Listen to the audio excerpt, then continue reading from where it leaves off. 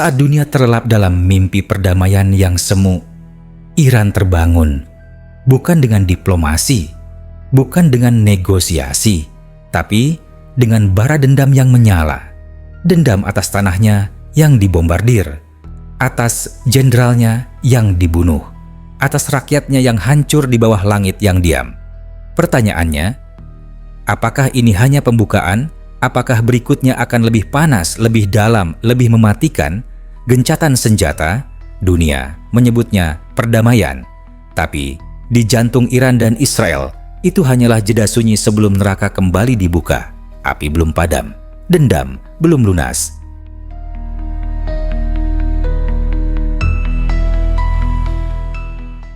(13 Juni 2025) Dalam kegelapan dini hari, rudal-rudal Israel menghantam jantung nuklir Iran.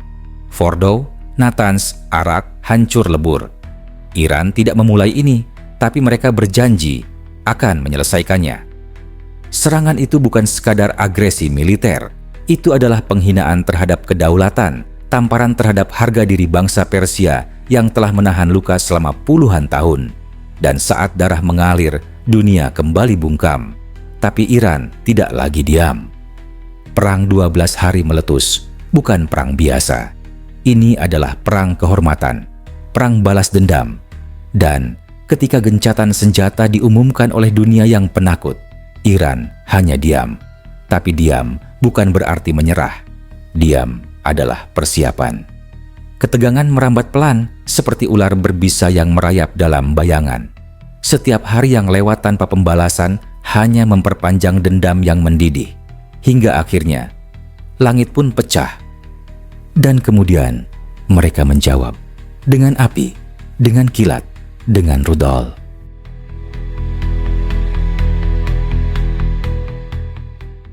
Fatah 1. Sang penakluk. Rudal hipersonik yang bukan berasal dari masa kini, tapi dari masa depan. Melaju dengan kecepatan Mach 15. Tak terlihat, tak terdengar, tak bisa dicegat. Dengan sistem kontrol vektor dan bahan bakar padat generasi terbaru, Fatah bukan sekadar peluru. Ia adalah petir yang dikendalikan. Ia menembus langit seperti belati panas yang menyayat senyap malam. Fatah dilengkapi dengan hulu ledak presisi tinggi yang dirancang untuk menembus bunker bawah tanah dan struktur perlindungan paling kuat sekalipun. Ia bukan hanya menghancurkan, tapi mengubur. 13 detik setelah diluncurkan dari wilayah barat Iran, Fatah 1 menghantam pusat intelijen elit Mossad di jantung Tel Aviv. Ledakan mengguncang seluruh distrik, sistem komunikasi lumpuh, sinyal satelit terputus. Dalam sekejap, segalanya menjadi sunyi. Fatah adalah senyap sebelum kehancuran. Ia tidak datang dengan peringatan, ia datang dengan akhir.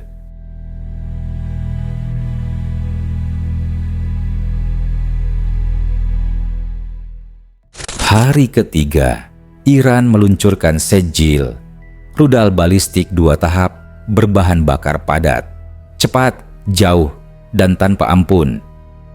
Dengan jangkauan lebih dari 2000 km, Sejil mengubah batas negara menjadi ilusi.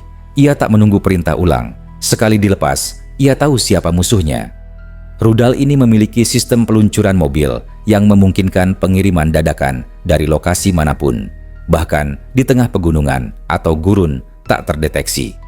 Targetnya jalur evakuasi militer dan logistik. Tapi korban tak hanya tentara. Sebuah konvoi pengungsi sipil melintas, lalu langit bergetar. 2 Sejil menghantam jalan tol. Ledakan memecah malam. Kendaraan terangkat, terbalik dan terbakar. Kekacauan, kepanikan, keheningan. Serpihan baja ban meleleh dan api membakar aspal. Ini bukan peringatan. Ini adalah luka yang tertanam dalam aspal dan abu.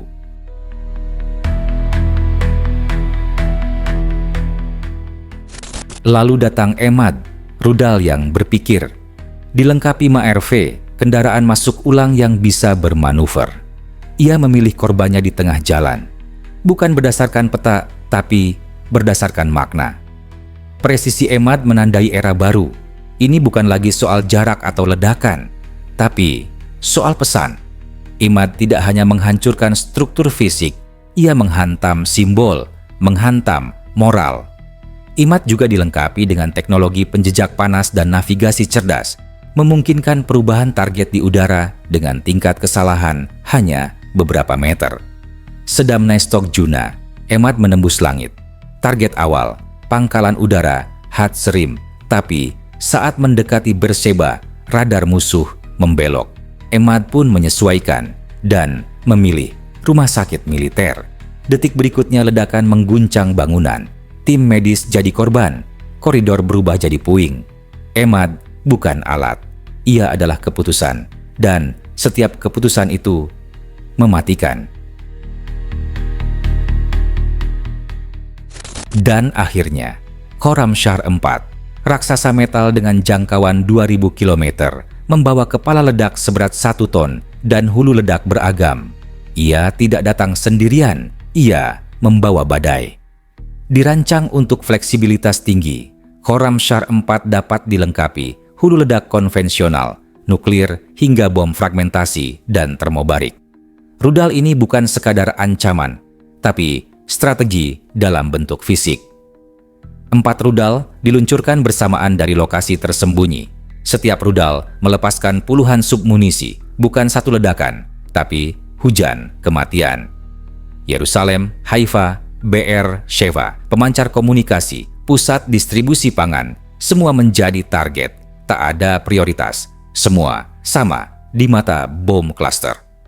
Serangan ini bukan hanya untuk merusak, tapi untuk melumpuhkan, membuat seluruh wilayah membeku dalam ketakutan.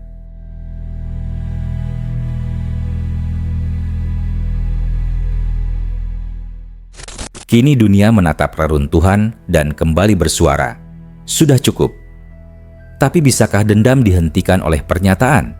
Apakah keadilan bisa dibungkam dengan gencatan? Iran belum menggunakan seluruh senjatanya, dan Israel belum berhenti membangun arsenal. Maka pertanyaannya kembali menggema. Apakah ini akhir atau justru permulaan neraka yang lebih dalam? Fatah, Sejil, Emad, Khorramshahr bukan nama rudal, tapi nama-nama murka. Nama-nama yang bisa mengubah sejarah, yang bisa menghapus kota dari peta. Dalam satu tarikan napas teknologi dan dendam, ini bukan glorifikasi, ini adalah peringatan. Ketika dendam menjadi bahan bakar dan teknologi menjadi tangan eksekusi, maka dunia harus bersiap, karena neraka bisa turun dari langit.